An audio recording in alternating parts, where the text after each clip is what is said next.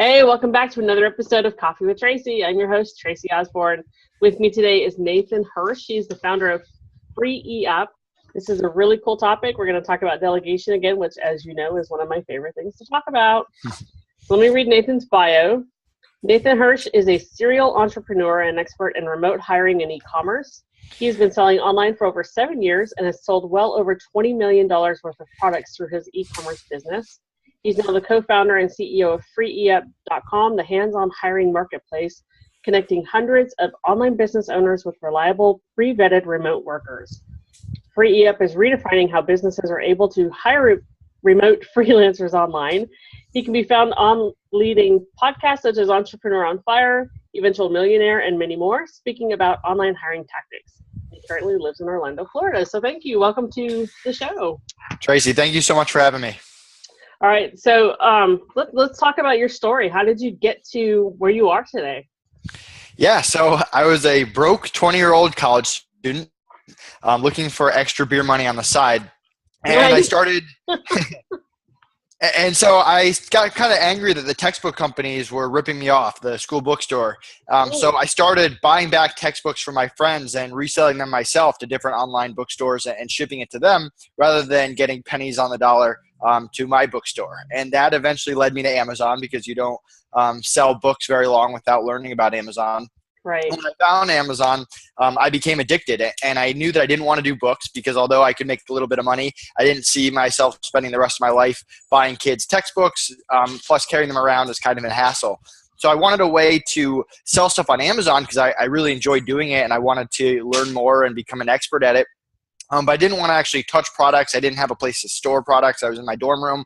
So I wanted that alternative way. So after 6 months of thinking, I came up with the idea of drop shipping years before I knew what drop shipping was even called. Right. I didn't find out until later. But the concept was I would find people or find product owners or distributors or manufacturers that would sell a product. I was very good at selling stuff on Amazon. I would list their product on Amazon, get them sales. They would handle the making and the shipping of the product. So I didn't have to do that. And then I would handle the customer service side because I had a background in customer service. And before I knew it, that business blew up.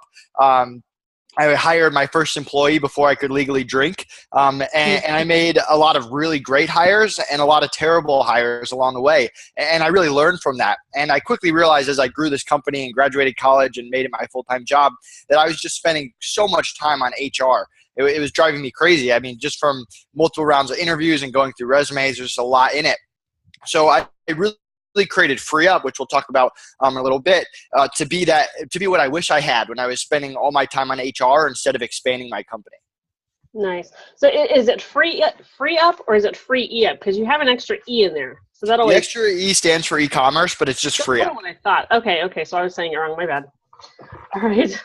Very cool. I love the honesty that you're looking for ways to make beer money. So that's really funny. Did you actually graduate from college? I did. That was always something to have in my back pocket. Okay. Because I know a lot of us entrepreneurs, we may start or we just never even go. I've got like 1 year left and I'll probably never finish it. My parents are both teachers, so not finishing college was never an option. Yeah, you kind of had no choice there. It's funny. So let's talk about the whole virtual assistant, remote worker thing. Tell us in your words what it is. Yeah, so when I started hiring full-time employees and I got an office, which was one of my worst business decisions. It was just unnecessary for my business model. But I started hiring employees for $40,000, $50,000, $60,000 a year. And I quickly realized that I wasn't getting the most out of them. A lot of them either, I don't even want to say lost motivation, but didn't feel like I was getting my money's worth out of them. If they were working 40 hours a week, maybe 10 to 20 of those hours was a lot of data entry tasks or stuff that didn't have to be done at that high level of pay. Busy work. Exactly. So I found Upwork, which was Odesk at the time. A buddy of mine turned me on to them, and I became obsessed with that. And I wanted to build an Odesk army. And so I started hiring all these lower level people to be assistants for my employees, and that's how it really started. So my employees got the mandate from me that all their time needs to be focused on higher level stuff. Anything lower, they need to come to me, get an assistant, and that person does all that. And that really helped expand the business a lot.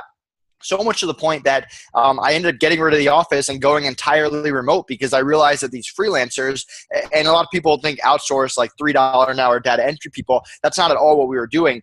Although we had some of them, we could find people that could do marketing and listing and customer service at a very high level that ended up being more efficient and a lot of times more motivated and more dedicated than our internal staff. There's also other pros because they're contractors and not employees. I didn't need the office space, all that. But I really became addicted to that. And now my Amazon business is entirely remote. My Free Up, which I have a 20-person internal team, both US and non-US remote. And then we have a network of 400 freelancers that we make available to our clients that's also remote. So that's kind of how I took that step from having the office internal employees to just an entirely remote team. Jeez. Yeah, and the one thing I like about with the virtual assistant, and this is something that I talk to people about, is that with an employee, you're paying them for 8 hours a day, whether they're filing their nails or they're actually getting work done. And with a virtual assistant, you're really only paying for the time that they're actually working. So it may seem like you're paying more in the short run, but in the long run, you're saving thousands of dollars versus hiring an employee. You don't have benefits, you don't have workman's comp, you don't have any of that stuff. Yeah, and it's a lot easier to cut them if they're not working out. And we do a very good job, so we don't have to do that. But I fired employees before, and it's the worst feeling in the world. And it's bad to fire contractors too. But with employees, a lot of times they were leaving other jobs. They were depending on you for health insurance and other stuff like that. With freelancers, they have other clients. You can hire them part-time. You can eventually make them full-time. But you kind of have that way to test them rather than having to commit and then having some kind of obligation that they did something for you. Yeah, that's true. I still have a problem with firing because I get really close with my team members, even though my team are all subcontractors. We work so close together that we become friends. And so I still have that problem. I have to keep remembering it's business. It's not personal. It may seem personal, but it's not. It's a business decision. Yeah, the way I look at it is I owe it to the other 400 people in my network, the other people in my team, to make the best business decisions for the company. And so that's the only way that you can really look at it. Firing people sucks. It still sucks. It's never going to get better. But you kind of understand that there's personal and there's business. So before we talk about how your company actually works, let's talk about, just the whole virtual assistant thing. So how does somebody, how do you know that the VA is going to be a right fit for you? Yeah. So what I've figured out is that if I can gather enough information from my clients, I can get them a good fit. And every client's different. It's not a one-size-fits-all industry. Some clients might be good with the U.S., some clients with a non-U.S. Some clients might need someone who's more hands-on and can come up with stuff for them. Other clients, they have this to-do list, a standard operating procedure, and they just want a doer. So what we've kind of done is simplified it because simpler is better. So we've got lower level, mid-level, and expert workers. Or the lower level people, they have experience because we're not a marketplace for newbies, but they're very much doers. So if you have a process, they'll follow it. If you're a new business owner and you don't have those systems, you really shouldn't hire a lower level worker. Then we've got those mid-level people who they're experts on one or two specific things, and they do those same things all the time. You really don't have to train them. You're hiring them for graphic design or for content or whatever it is. But you also wouldn't hire them to run your entire company. They're very specialized. And then we've got the expert level. Those are the people with 5, 10, 15 years of experience that can come in at a high level, do company audits, come up with a long-term game plan, be a project manager, and execute at a high level. And there you're paying more top dollar. So we've kind of divided that up. And then when you divide that up even more into both U.S. and non-U.S. people, you can really identify what makes sense for everyone at what stage of their business.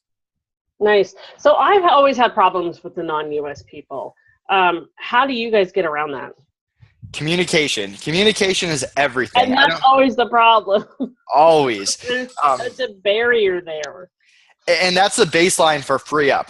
We preach communication at our core. So we have our vigorous interview process. We have 15 pages of communication guidelines that our workers have to memorize and get tested on.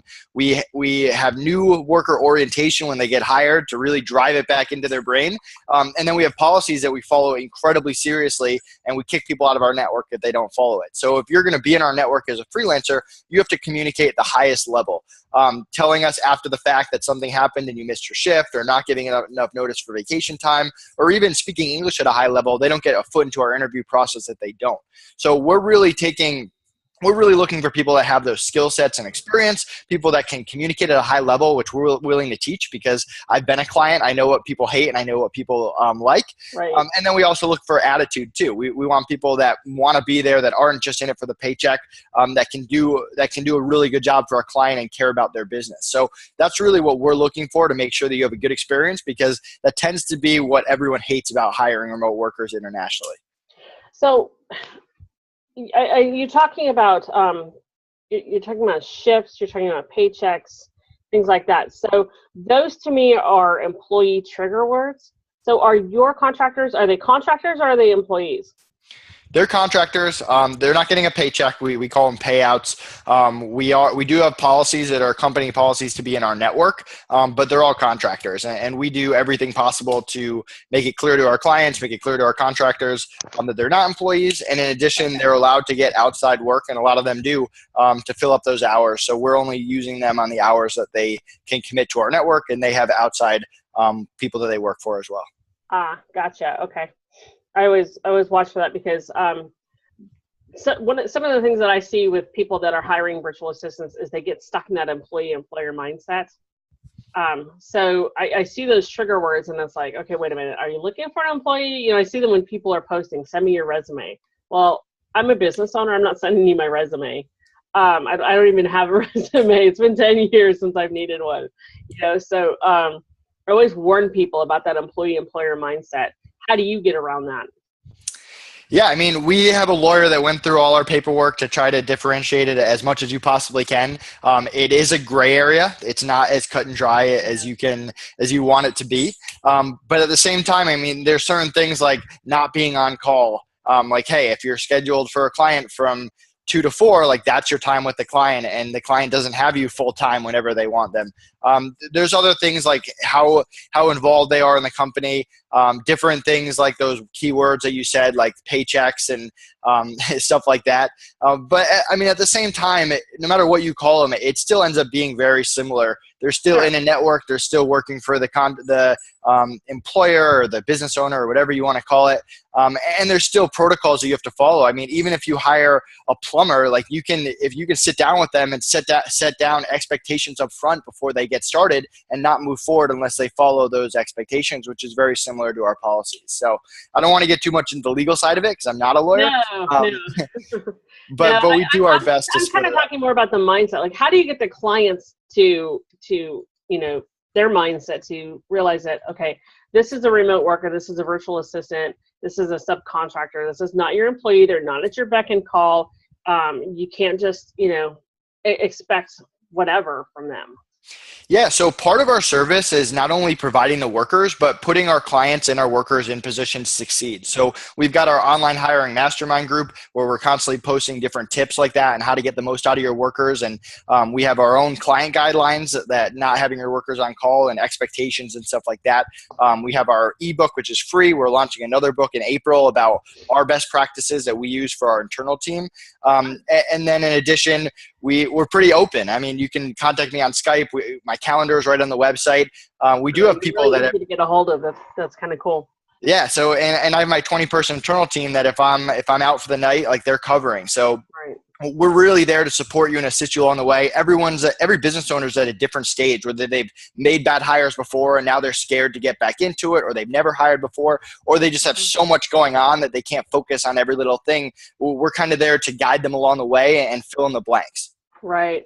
I like to remind people that, even though they're an admin and they're some kind of an admin assistant, they're business owners in their own right, and they need to be treated and respected as such. I also like to tell people that, think of them as a partner of your business. They're not just somebody you're going to toss tasks to.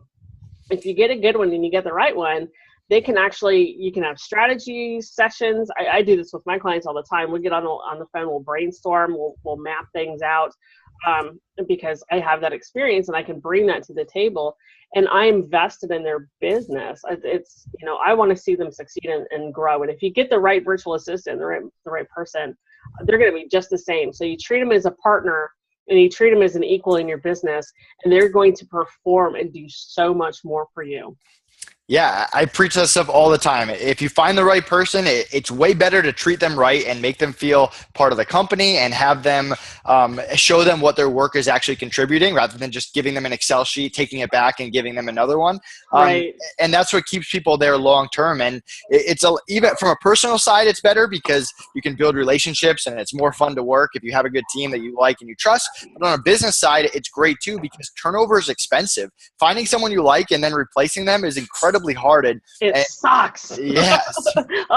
Trust me, been there, done that. That sucks. So a lot of people don't think of that, and they'll talk down to a worker in an email, or they'll like yell at them, and then that worker's like, you know what? Like, I'm a business owner myself. I'm going to make a business decision not to work. Not necessarily my network, because we don't drop clients, but just in general that I've seen. And then the business owner is like, wow, I really shouldn't have done that. That was just a bad business decision. Now I have to start over, and it costs them way more money. So I've done that. I actually had a client who she was incredibly abusive, mentally, verbally abusive to me. And you know, I kept going. And finally I got to the point where I was thinking it was me. I was like, oh, gosh, you know, yeah, I've been doing this. This was a couple of years ago. So I'm like, yeah, I've been doing this like 7-8 years. Maybe I shouldn't be doing this. Am I really that stupid? And, you know, thankfully I had a coach and she's like, not you, totally not you. It's her. And I did. I finally fired her. I said, you know, look, I'm done with this. You don't respect me. You are, and I flat out told her, you are very mentally and verbally abusive.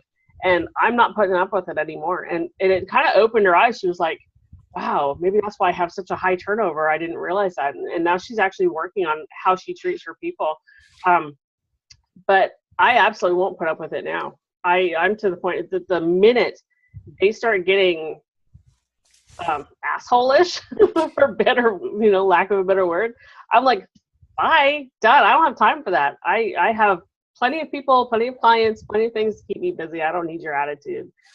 Yeah, we're on the same page. I've consulted with some clients that are nice enough to open up and realize that maybe they're new entrepreneurs as well. So a lot of times it's not vicious. They're not necessarily going into yeah, and they just need some kind of coaching and training on the correct way to do it.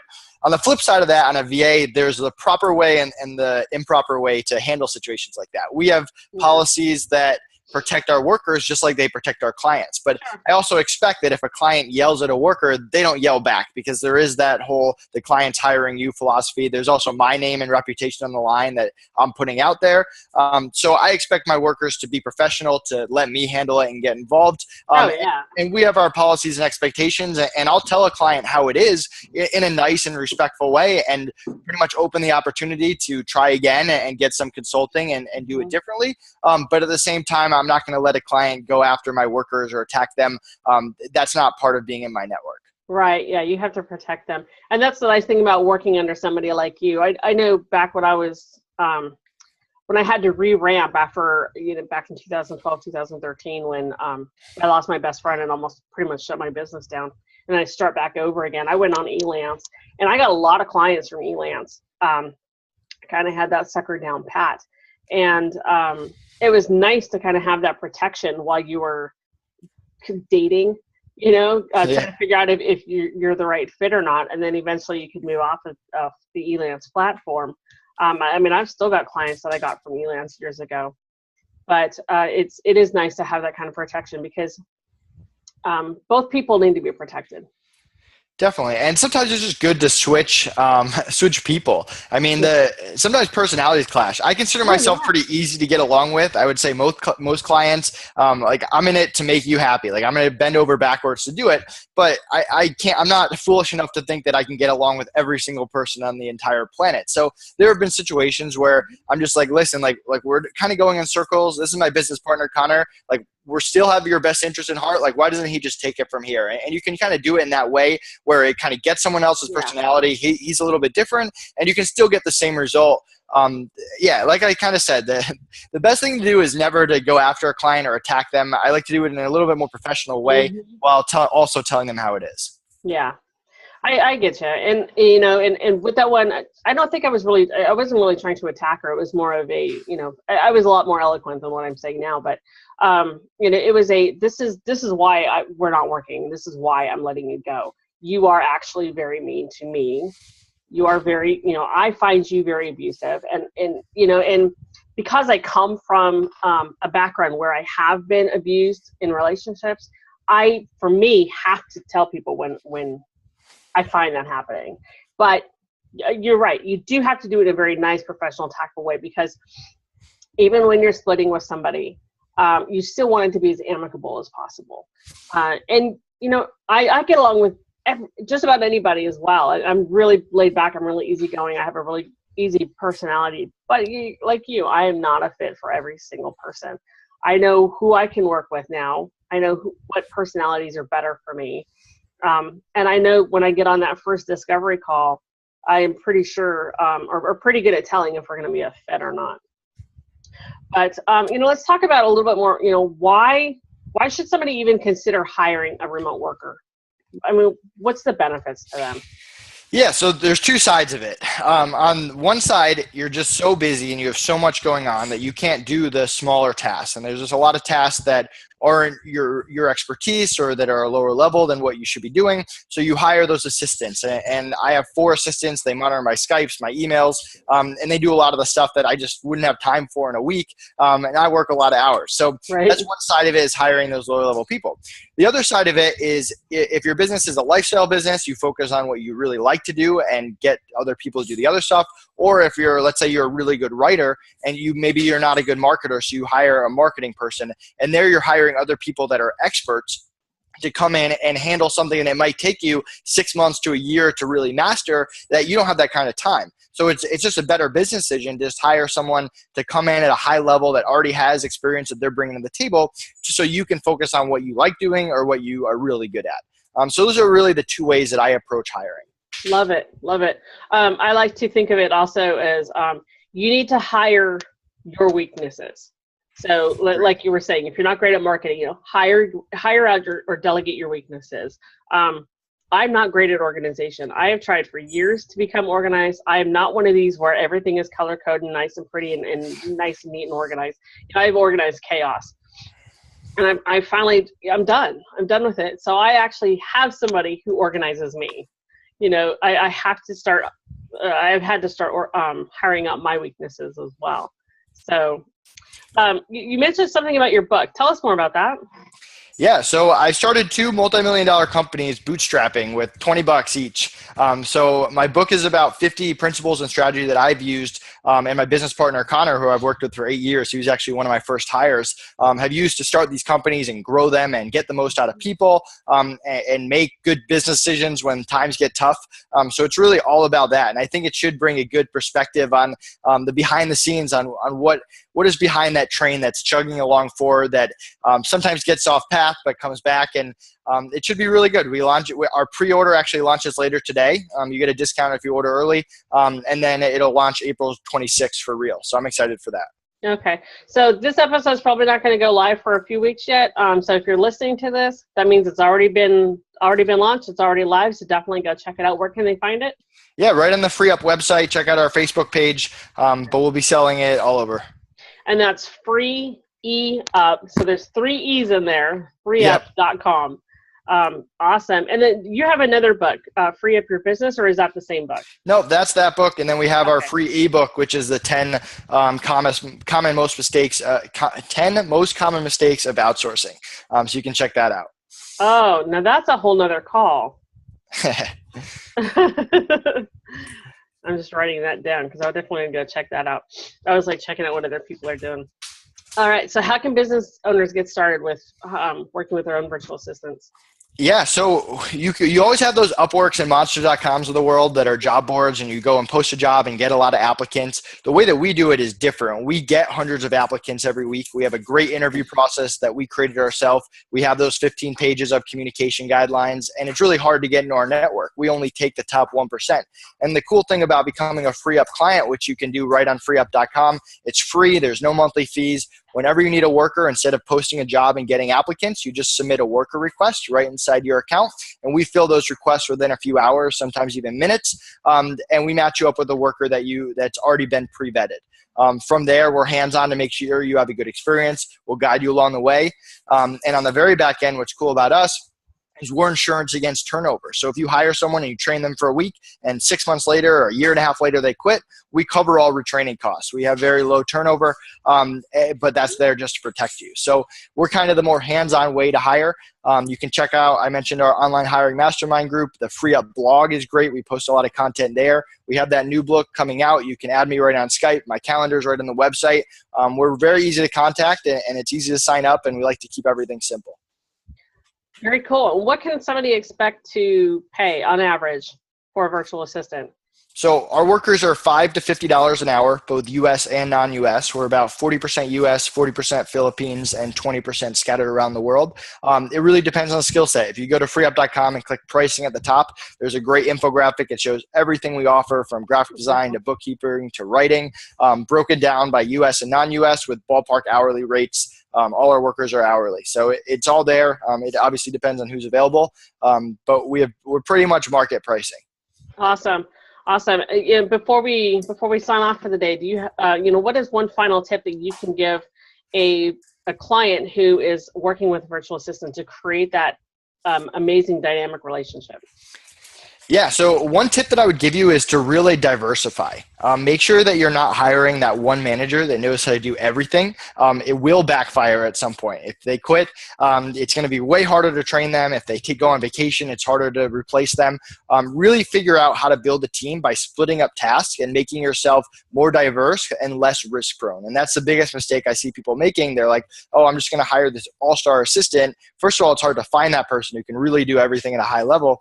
And second of all, it can lead to bad things down the line. So diversifying early is the best way to have success later. And you'll also build a lot of great relationships by meeting different people and be able to put them in positions to succeed with their strengths.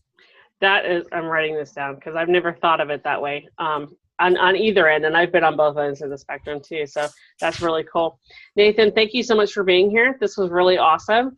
Everybody go definitely check out his website, freeup.com. Remember, there's 3 E's in there. Check him out on Facebook, get the books, all of that. So, all right. Thanks for joining us. Everybody, thank you for listening in. We'll catch you on the next show. Thanks, Tracey.